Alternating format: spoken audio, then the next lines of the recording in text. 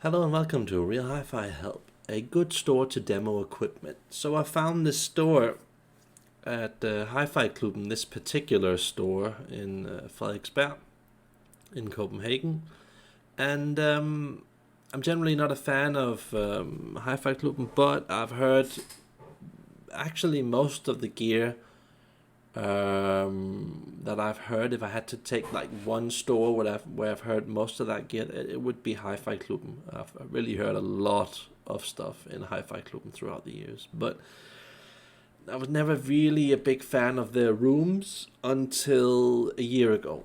A year ago, I discovered that they had redone this store, and things actually sounded crazy good, way above average. And I had never heard NAD, NAD, NAD, whatever you pronounce it. I've never heard it at that level. And I could also hear that it was basically the same level as Hegel, just a different personality, different priority. A lot of people don't like to hear that, but it is basically the same quality sound, at least in my opinion. Just a different priority. And that doesn't make Hegel any worse or better or whatever. It's basically the same stuff. So I was surprised. I was surprised at BMW that the treble was so cleaned up and correct, and the sound was just so deep and solid and stable, and you just felt like listening to music for an hour or two or three, and other places, you couldn't really stand to listen to more than 20, 30 minutes, and then your head was just totally almost knocked in because of all of the chaos. Which is so ironic. Let me tell you why. And I was told by a friend that the reason why this store here is so good simply because they've done what I've shown you guys on my channel. They have a dedicated circuit breaker, which is higher quality than normal. They have a in-wall cable, which is thicker and better quality than normal. They have a wall socket, which is better than normal, fits the gear out there. They're using some decent cables. They're just pairing stuff in a decent way. And the rooms, they all have this sort of natural cabin type of sound. They don't have this small space, windowy, naked room type of sound, that you hear at hi-fi shows many times. And it makes a big difference. You're basically listening to, I wouldn't say an optimal setup, but you're listening to a decent conditioned room where it reflects what the gear is actually able to do. And it can still get a lot better. You can still create conditions that are a lot better than that, but I'm just saying that, all the stores out there need to follow this example of what this store is doing, because they're just good at demoing gear. I mean, they must have used a hell of a lot of money setting this up, and I know that a lot of private store owners that can barely pay rent, they don't have time to bring in a specialist and do all of this stuff, so it's like a list of 50 things you have to do for the sound to sound decent. So everything in the store, all the bass kind of gets out of the way, so we can start listening to the effing gear that we want as customers to buy. It just sounds so wrong, but many times when you visit a store, you're not actually listening to the gear. You're like listening to 80% of everything around the gear that is so horrible that you're just torn. You don't know like how does this amplifier compare to this other amplifier? It's 2, 3, 4, 5 times more expensive, but I can only hear 5% difference here, 10% difference here, and it's not the same, but it's also not very different. And you just, you end up buying shitty gear because of that, because stuff is so horrible. You just end up buying the stuff that's numb, non-reactive, safe, has this generalized warmth at a lower level. And I just see people buying the same shitty gear again and again.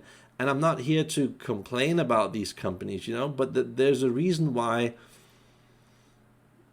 certain brands are selling so much more than other brands. And it's because of this thing, that people can't hear 100% what the gear's doing because of the bad conditions.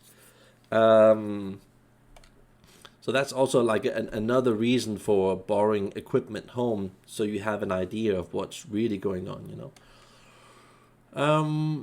I just thought it was nice, It's nice to just be in a store where, like, this is how the gear sounds like, that type of feeling, where other places you're grasping for the truth, you're kind of like going back and forward, this here, that here song, not really sure, try this cable, this CD player, and you're just in an everlasting confusion in most stores. And I'm saying this because I know stores in my country that sell much, much better equipment than Hi-Fi Kluben. And Hi-Fi Kluben still, the sound that they make in their store is still mostly better than all of this other specialty equipment, and we're talking about really good brands, and it just makes you wonder, like, what the hell is going on, it doesn't take much more than sharing the same streamer on the same system and having an extended room, or having a room that's down in the basement where everything is brick wall, or having a lot of glass surfaces to totally destroy the sound.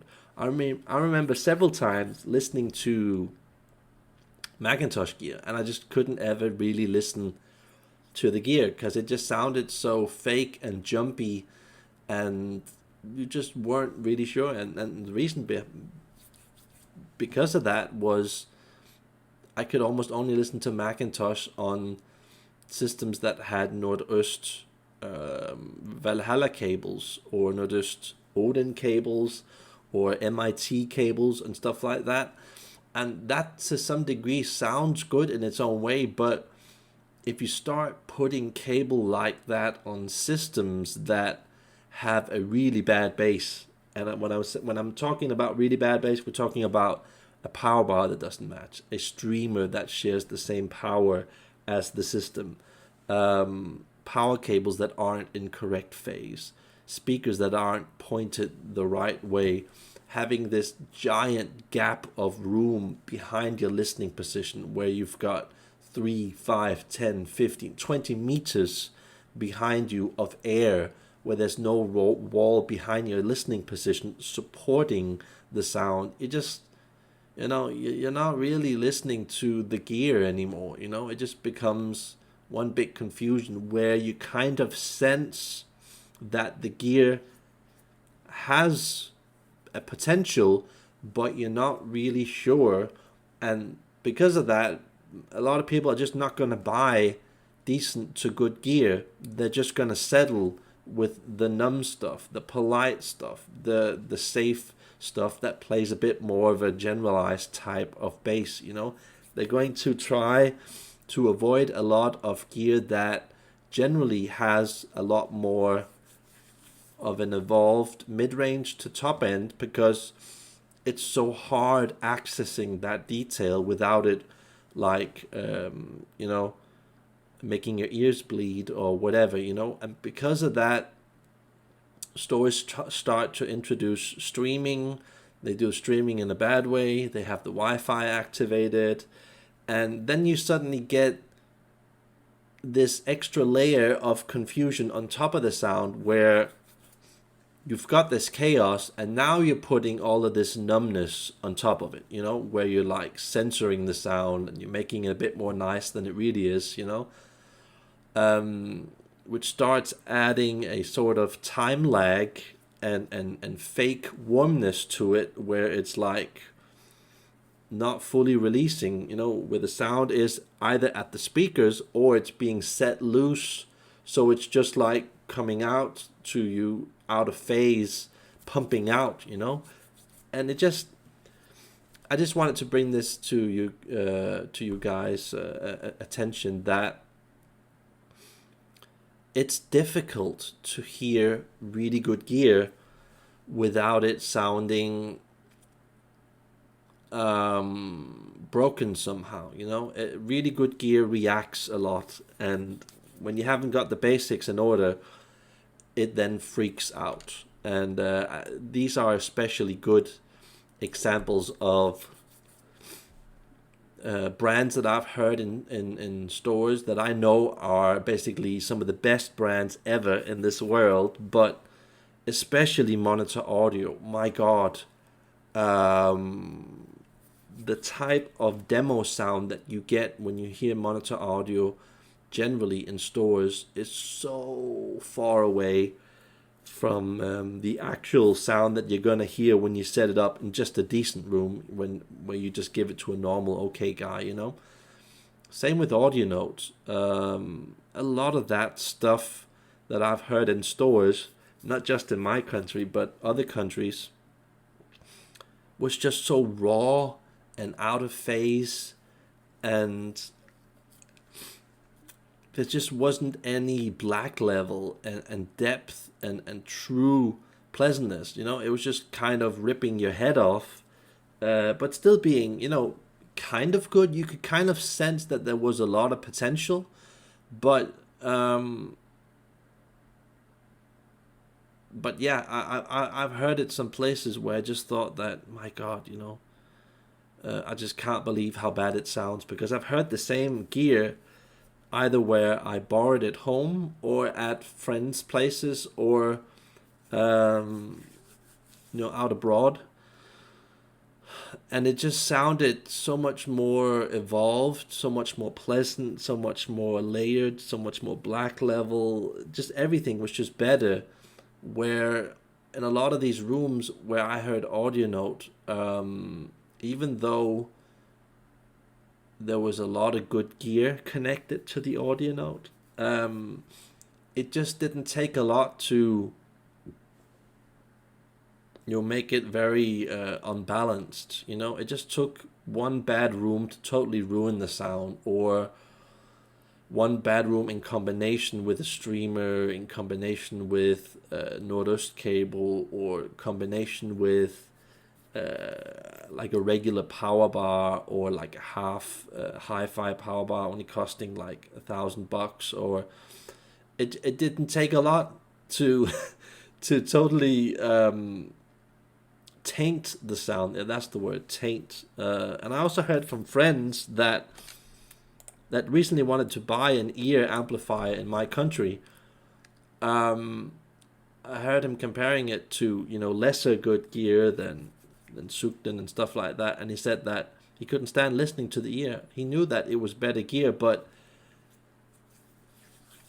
it just didn't sound good. And an ear is a bit of a more revealing type of tube sound, where if you listen to it with standard tubes and you have a bad setup and a bad speaker match and streamer and all of that, it's gonna freak out, and you're not gonna really hear anything close to the ideal ear sound. Same with Negra. Negra usually at these shows sound pretty decent. When you go to Bayern München shows, Rocky Mountain High, and the fancy shows, because there they do it properly, but it's still not close to its fullest potential at those shows. But there you get like an idea of like, yeah, that's how good it can sound, you know. But trust me, it can sound actually a lot more natural than that. But again, Negra gear in a regular store on a regular speaker, my God, does it sound bad. And that's the problem. When you're dealing with stuff that's like these brands here are just, they've got access to a sort of detail that is on such a high level. It because of that, it's very reactive. And reactive gear is very volatile, so it can easily freak out. And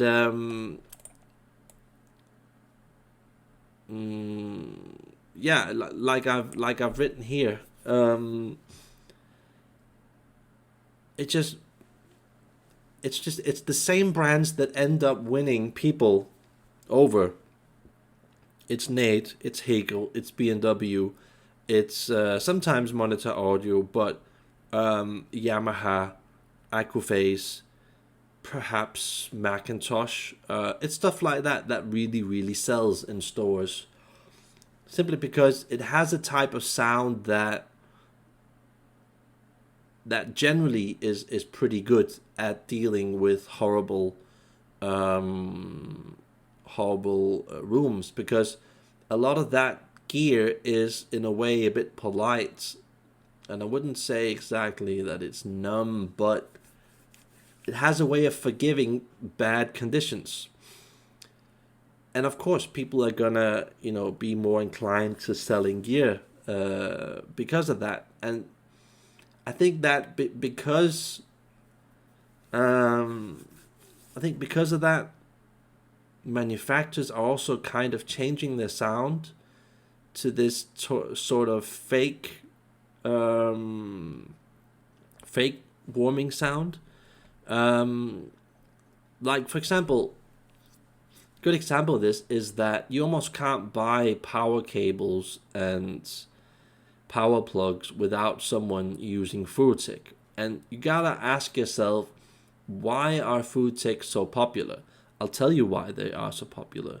Because they create a sound that forgives horrible environments. They kind of cream up the sound, puff it a bit at the bottom, don't kind of fully reveal the mid to the top end in the most reactive and natural way. They kind of put their own spin on that. And that's not saying that you shouldn't buy it, but it's just saying that they're really good at dealing with horrible environments. Because when you're in horrible environments, you want solutions that kind of suffocates the sound in a way where it's controlled, it's safe, so it's got a good amount of power, of grip, of being a bit reserved. It kind of, like catches the sound. So that's basically what most stores are selling. They're selling a sound that kind of doesn't react. It catches the sound, puts this layer of fake warmness on top of it, and you then, as a good user, have to have the skills to kind of reveal the true detail, And revealing true detail is a hard thing to do. But I've made it a lot easier by showing you guys on my channel the way to do that. And we're kind of in a way of demonstrating gear generally in the world where we're making the sound better by trying to hide it, by trying to compensate, by introducing DSP, DSD. We're kind of numbing the sound, putting a bit of gravy on top of it, like, oh yeah, it hasn't really got that creamy, bassy richness and that, that settled timing. So what will we do about that? Well, what most people will do is use FoodTech gear and Carter's gear to fix that, and then they'll probably get some bigger unit speakers because they don't want that harshness. And yeah, it's all kind of good, but we have to realize that it's good at a lower level where we're not getting too close to the truth. Because if we start getting close to the truth, if we start putting all of that gear on, for example, a Martin Design speaker or a Verity speaker or a very revealing horn speaker, you start hearing parts of the truth that can become a bit unpleasant. So because of that, you'll be like, oh yeah, that's a bit thin sounding, that speaker. But you don't really realize that that's not really because the speaker is thin sounding. Yeah, it is a bit on the thin side, but it's actually revealing the truth to you. And in order for you to get close to the truth, you actually have to get yourself burned a bit, and start peeling off the layers so that you get the speaker, and then you upgrade the gear, then you upgrade the cables, then you upgrade everything else. And once you get everything matching up to the Verity level, then you realize that Verity isn't really that thin a sound. It's actually quite revealing in a natural way, but you just need that, that it's difficult. It's difficult revealing more detail without it biting your head off and coming out in phase or not releasing or whatever. And that's just what I kind of wanted to say with this video, that we are buying gear generally that is polite, numb, and suppressed because it's good value, and because of most audio stores just have so horrible conditions that that's the stuff that's gonna sound good. That's the stuff that minimizes harshness, that minimizes confusion, that kind of, makes things a bit more linear and clear cut in sound and has that coolness and other parts of the sound. It's gonna highlight certain details, but you're not gonna realize that until you've listened to all the gear on the market under good conditions. Are you actually gonna hear how everything sounds? And I just think that if we can at least as a minimum get up to the level of Hi-Fi Klubben, København, Boulevard store here, if we can get up all the stores out there in the world up to this standard, as a minimum, I think a lot of the stuff on the market will reveal its true nature. And of course, I then don't mind that people buy crap gear if that's the thing that they want. But what I do mind is that people can't hear what it is that they're buying because they don't have the proper conditions, and they get this sort of false impression of how good the gear really is, when in fact that when you start showing the gear in this neutral way, you will finally be able to see what all the gear does, from the low to the mid to the high end. And that's basically the point of this video, to show this very good example. I definitely suggest that you visit the store. I like the speaker that they're selling. I like the Nade in the double amp version, bridge version, whatever they call it. That's actually pretty decent gear. And usually beforehand, in a normal store, I would never have recommended this speaker, and never with this. It's only when I heard it at their place I realized that, wow, Hegel and Nade and B&W can actually sound pretty damn good. So that's basically the thing to take away. But again, you can also use it to your advantage. We've got Yamaha as a good example of that. Yamaha has a tendency of being a bit polite, a bit bright, a bit in sound, and it of course makes it a bit easier demoing gear like that when you've got a normal conditioned room, where you haven't got dedicated circuit breaker, good in-wall cable, good wall plug circuit, good power bar. That numbness will be sort of reduced making Yamaha probably seem a bit more natural than it really is. And in a way that's kind of good, because then you can also go home and kind of create that same condition. So in a way that's kind of good, but you just have to realize that potential wise, you're not ever gonna get past 20% of the full potential of your gear when you start doing things like this. You kind of need to do what Hi-Fi Club did to fully get things to react, so you can finally hear that, okay, that's what my newest streamer is doing. Okay, that's what's really happening. And it's all good. When we start doing things like this, we actually start becoming more curious, going to more stores, buying more gear, having more setups, because things start paying off.